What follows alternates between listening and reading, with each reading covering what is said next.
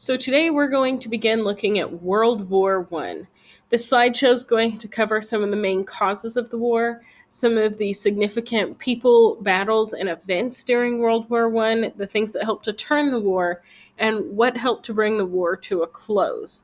Now, obviously, World War One was a huge war that spanned several years, and there's a lot of information, more than can be covered in one slideshow in one day. So this is just a basic overview of that information.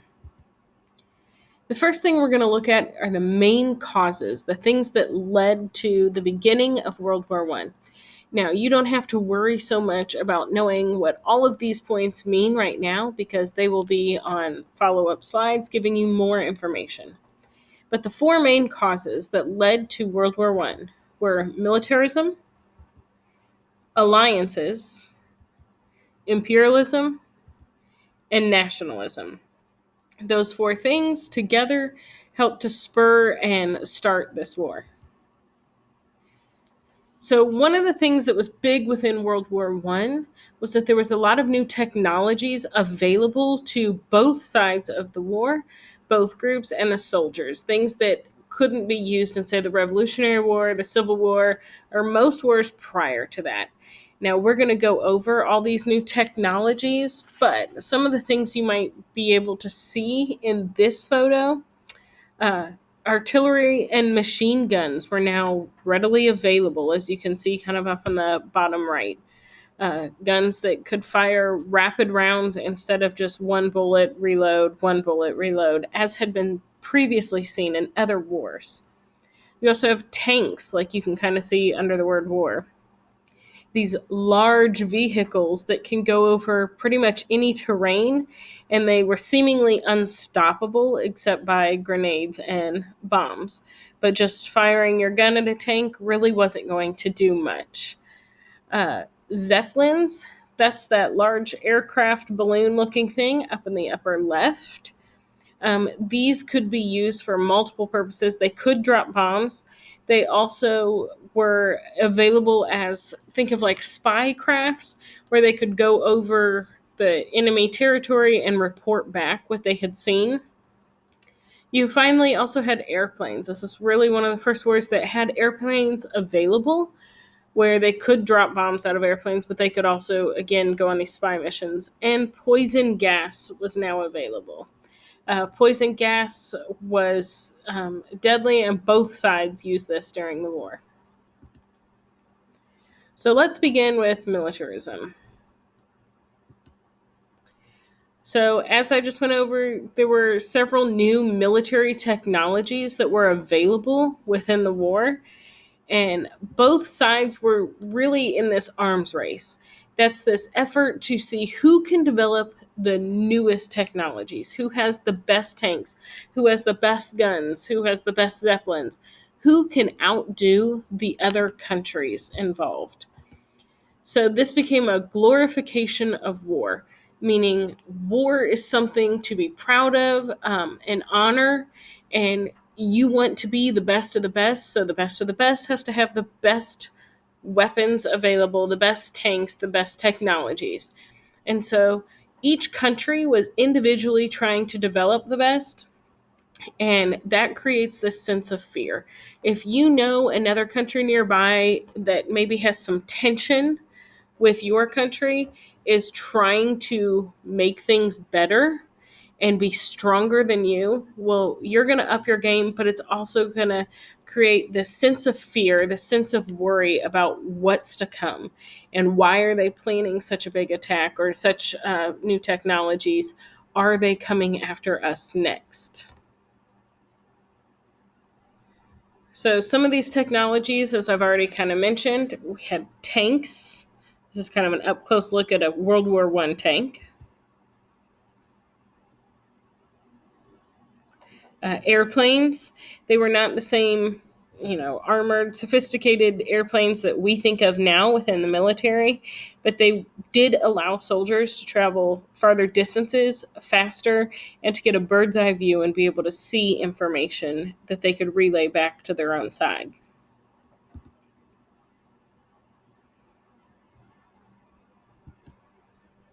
Also, within this, by the way, you can see in this picture, trench warfare uh, was made more mainstream or more of a military tactic during World War One. Each side would dig out these long trenches. This is kind of a makeshift one, kind of a rudimentary trench. However, many of the trenches that were built, they would try and put in wooden boards, there were ladders, but it was a way to hide down low so that if they're firing straight across, you will not be shot. And you would come out of your trenches from time to time, as you see in this picture, run across no man's land, attack, and then get back to your trench.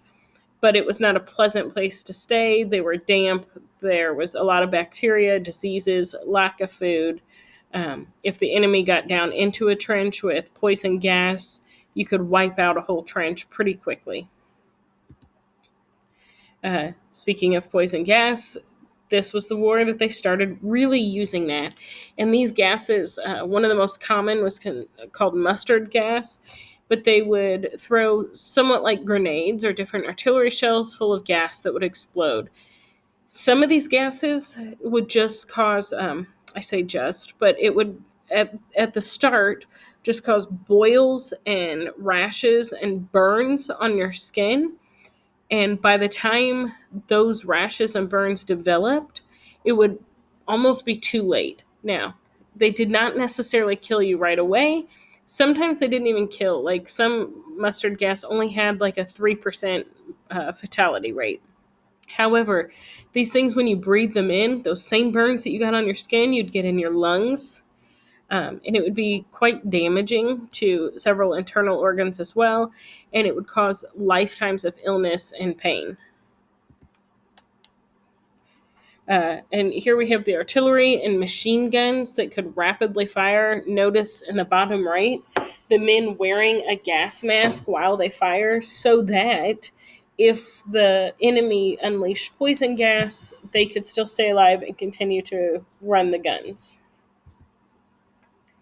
Now, there were several alliances that formed, and we've spoken about this previously, but an alliance is an agreement to aid each other if you're attacked. So, most of these nations started to sign secret alliances. While all these alliances existed, say between Italy, Germany, and Austria Hungary as the Triple Alliance, they didn't necessarily have to tell the other countries that they were in an alliance together. So, a lot of times, if you wanted to attack another country, or the fear was if you attacked another country, you didn't know what domino effect that would cause, right? So there's these secret alliances. You can see the Triple Entente was Russia, Britain, and France. Triple Alliance, Italy, Germany, Austria, Hungary. And then the Balkans is there in purple. And that's kind of part of the landmass peninsula area towards Greece, so Serbia, Bulgaria, that. And the Ottoman Empire would be like Turkey in that area. These two alliance groups were also known as the Allies and the Central Powers.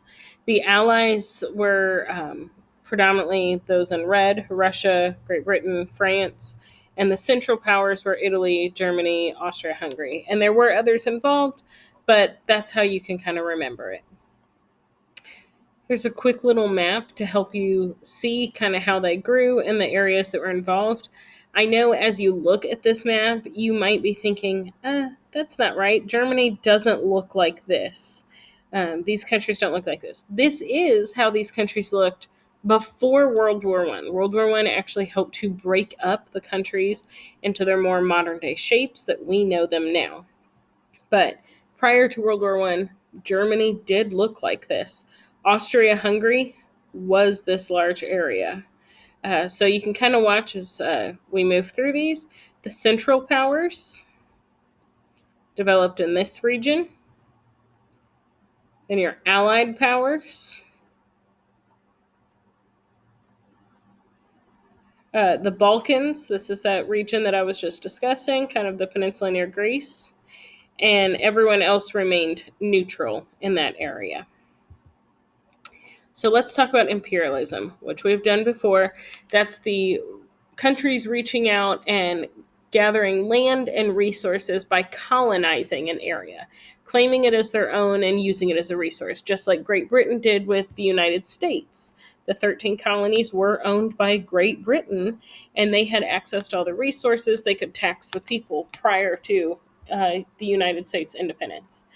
So the way that imperialism helped lead to World War One and the onset of World War One is all these countries are now competing desperately for colonies.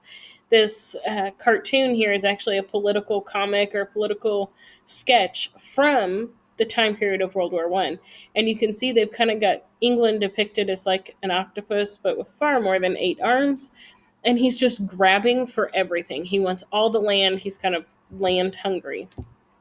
And this led to smaller wars over territory. Um, Countries would kind of bicker and fight over which pieces of land they could get.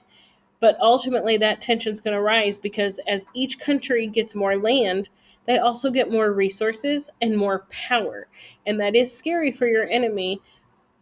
Although, with the alliances, you also had access to that. So, whatever land Great Britain received, France technically would. It's not like the French people could go over to the Great Britain or to Great Britain's colonies and just start taking over whatever they wanted. But if they needed a resource that Great Britain had, they could ask Great Britain for it. And part of your role in an alliance is to help each other. So you ultimately had access to more resources that you maybe wouldn't have had before. So imperialism was giving people more opportunities for land and resources, but it was creating this bitterness, almost like a jealousy and fear that other countries needed to try and grab more land as well and get it as quickly as possible. The fourth cause of World War One is nationalism. And nationalism is an extreme pride within your country, sometimes to your detriment, as you will see here. The first is the French German border conflicts between France and Germany. Germany's moving, they were trying to take over more land.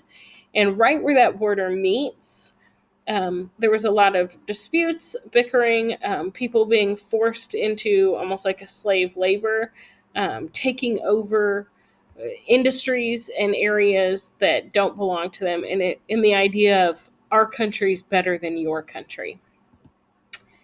This also led to ethnic nationalism in the Balkans. So, the Balkans consists of about 7 states. It would be Serbia, Bosnia and Herzegovina, Croatia, Montenegro, Albania, Kosovo, and Northern Macedonia. Right, and these countries had banded together. They had a sense of pride for the Balkan people, that their people were stronger, they were far more superior than other nationalities. Now, as Austria Hungary continues to grow, they are on the border of the Balkans as well. And this is creating this tension, this conflict that the Balkans feel like Austria Hungary is now becoming a threat, and they need to prove their value and their worth within this. So the Balkan nationalism will start leading to groups that want to find a way to take down other countries, in particular Austria Hungary. Which brings us to this boiling point, this firework that kind of sparks off much of the war in Europe, the immediate cause. So, as the Balkans are developing this nationalism, they want to take down Austria Hungary. The heir to Austria Hungary's throne, Franz Ferdinand, has come down to Serbia. He's touring, right? He's out with his wife, and they go through this parade.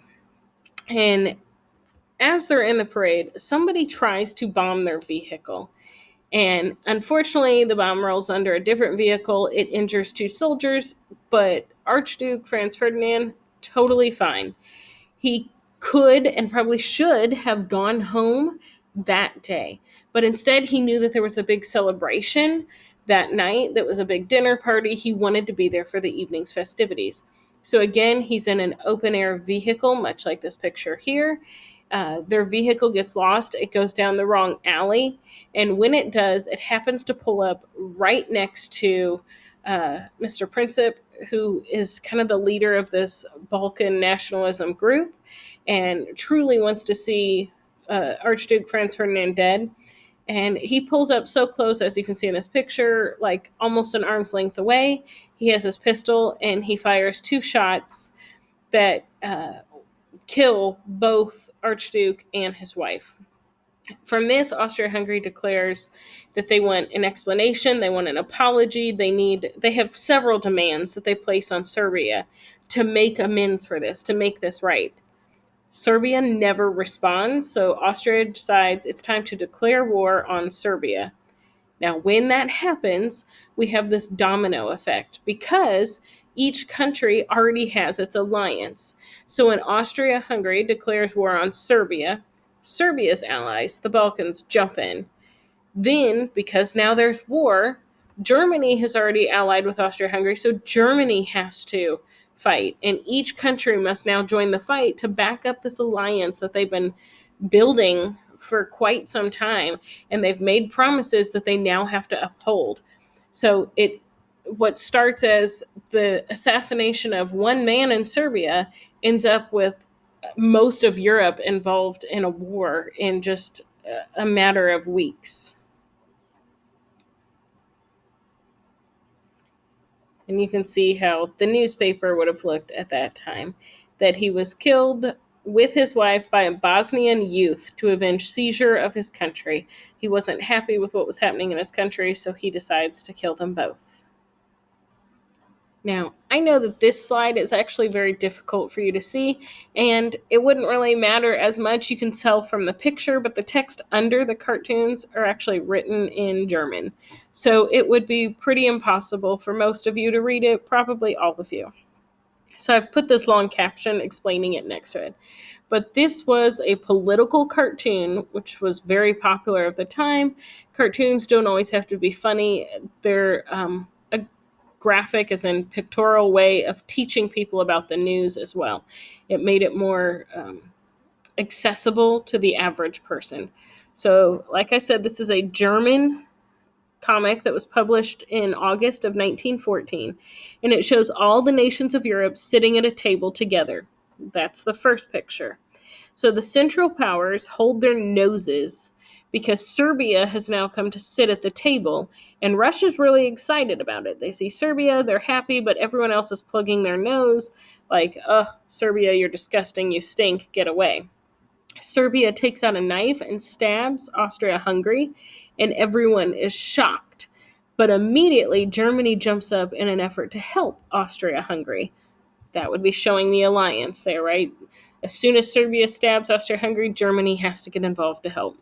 Austria demands satisfaction from Serbia, and it says, while a relaxed Germany with hands in its pockets doesn't notice Russia and France come to agreement in the background. So all the while Germany, Austria-Hungary, and Serbia are handling this, Russia and France are making their own deal in the background. You can see that in this panel in the second row, the very first one. You see the two men in the background shaking hands. That'd be Russia and France. So Austria starts manhandling Serbia, and alarmed Germany looks over at angry Russia and presumably makes an agreement with the Ottoman Empire, and France tries to talk to the Balkan or to Britain. So you can see while this war is starting, all these people are fighting, people are yelling, there's deals being made in the background. So by the end, a general brawl erupts with Germany and France immediately confronting each other. Britain looks on in dismay. And it says, to the right, another combatant threatens to join from the darkness. So you can't see who this is, but there's somebody else coming running in. But by the end of this whole dinner thing, we have every single country involved in attacking each other because of one or two little scuffles and all the alliances. This is another political cartoon called The Crime of the Ages. Who did it? And you notice in the background you have this woman who's been stabbed and killed, and it's labeled the Peace of Europe. So everything in Europe was really peaceful. Who killed that peace? and all the countries are pointing blame at each other. Nobody really knows who to start because Austria-Hungary can blame Serbia, right? You're the ones that killed our leader, but Serbia says, no, but you took over. And each country is pointing blame at somebody else. So we are about 20 minutes into these notes, and the next few slides start talking about important battles and some events from there. So I'm going to end this as the end of part 1 on our notes on World War I.